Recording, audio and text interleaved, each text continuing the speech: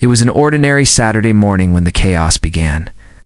My dog Max, a friendly but protective German Shepherd, and I were out for our usual morning walk through the neighborhood. Max loved these walks. He would wag his tail, sniff around, and happily greet everyone we passed. He wasn't just a dog to me, he was family.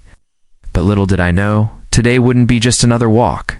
As we made our way down the street, I noticed Mrs. Smith, the HOA president, walking towards me. She had that stern, something's wrong look on her face. It wasn't unusual to see her patrolling the neighborhood. She loved to enforce the HOA rules, even if they were ridiculous at times. But this time, I had no idea what she was about to say. "Excuse me," she called out, her tone sharp and unfriendly. "Can I have a word with you about your dog?" I stopped in my tracks, confused. What's wrong with Max? He's just walking like he always does. Mrs. Smith didn't seem to care about his behavior. He looks aggressive. I've seen him growl at people before, and I don't feel safe with him around. The HOA is requesting that you keep him on a leash at all times and possibly even muzzle him. He's a threat to the neighborhood. I was floored. Max had never growled at anyone, let alone been aggressive.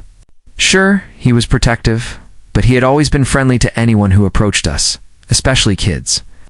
He loved being petted, and he had never shown any signs of aggression.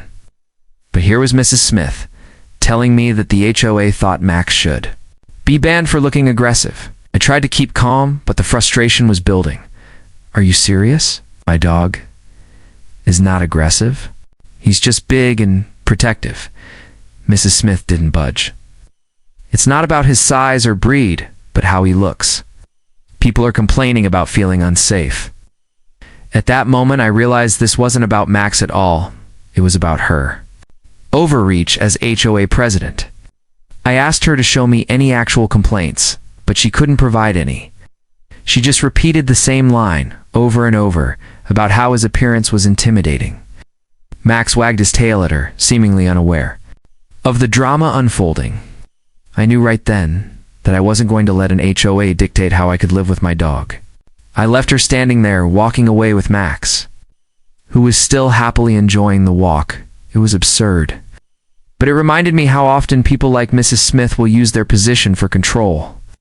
Max was harmless, but apparently being a large dog was enough to get him labeled a threat.